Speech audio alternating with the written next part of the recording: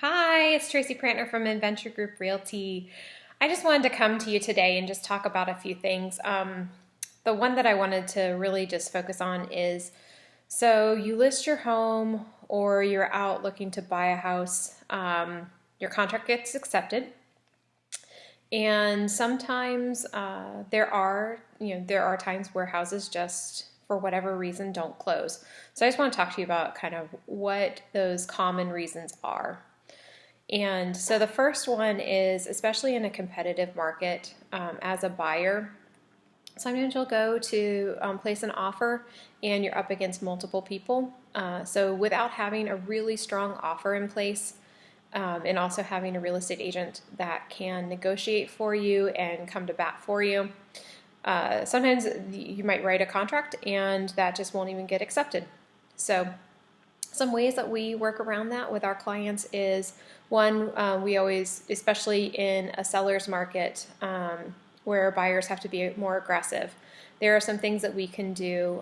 First is making sure that the buyer is pre-approved to buy that amount of house, or maybe even a little bit less, so that way you could go up if you needed to. There's other things that can be done within the contract itself. Things like shortening the home inspection period, or having the buyer be willing to bring some extra cash to close, to pay above the original asking price.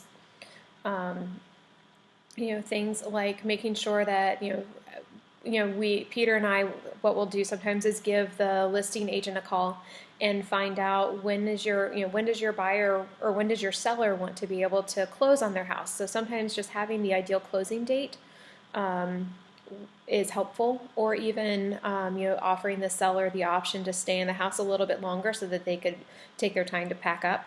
All of those are some things that we do in addition to some other things, just to help make our contracts a little bit more appealing to the sellers, so that we can hopefully win in some multiple offer situations. So that's kind of time number one, when a house just when a deal just isn't closed, where the contract just isn't even accepted. Number two, popular option or time is going to be during the home inspection. So, and this can be, for any number of reasons.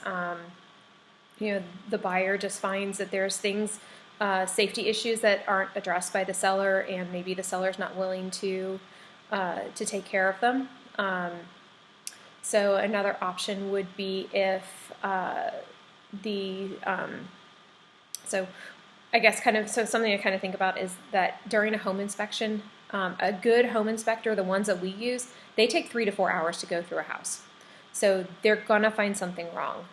So it's kind of, don't sweat the small stuff, and then rely on your good realtor who has good negotiation skills to get you what it is that you want, while also helping to make the seller happy with what they're going to get in return.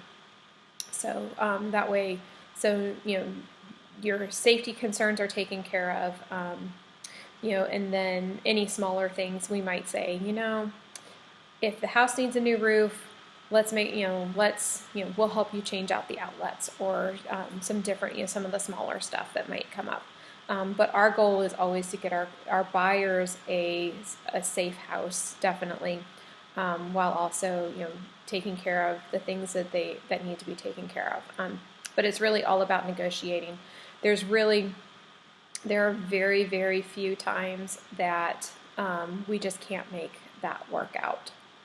So number three is going to be during the appraisal period. So anytime that you're using a mortgage to purchase a house, the lender's always going to require an appraisal. And basically that is just making sure that the collateral, or the house that you're buying, is actually valued at the amount of the purchase price.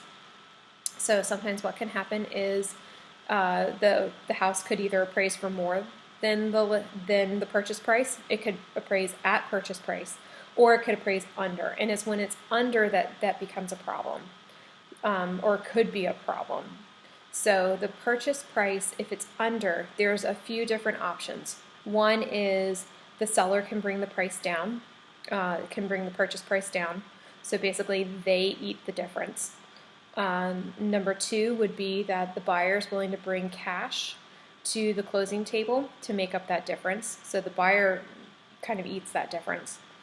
Number three is going to be there's some meeting in the middle somewhere. Seller gives a little bit, buyer gives a little bit.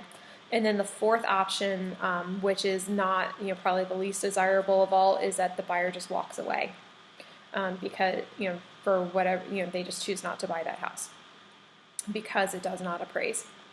Something to keep in mind is when a house does not appraise and it's an FHA loan, that appraisal stays, as of right now, that appraisal stays with that house for 120 days. It will be extremely difficult for that seller to sell at any price higher than what that appraisal is, especially if it is really popular for first-time home buyers, because FHA loans are extremely popular for first-time home buyers because they don't have to bring as much of it's easier for them to get approved for that loan, and it doesn't require as much down payment. So first option was, first time was the contract wasn't accepted. Second time was home inspection period, and third time is appraisal. And then the fourth time that contracts can just kind of break down is going to be the loan approval process.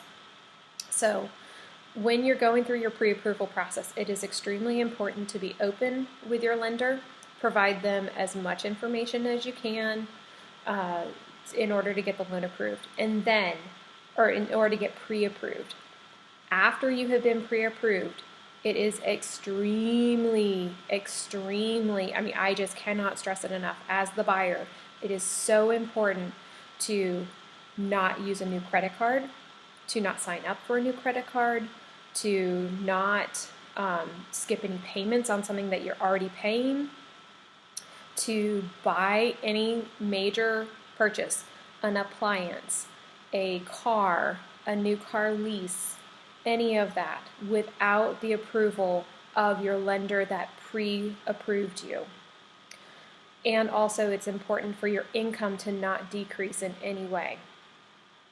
So the goal is to not have your credit score decrease, to not have the amount that you have to pay on a monthly basis increase, and to not have your income decrease. Any of those three items could cause your loan to not be approved. So, from a buyer's perspective, you don't want to do any of those things without talking to your lender.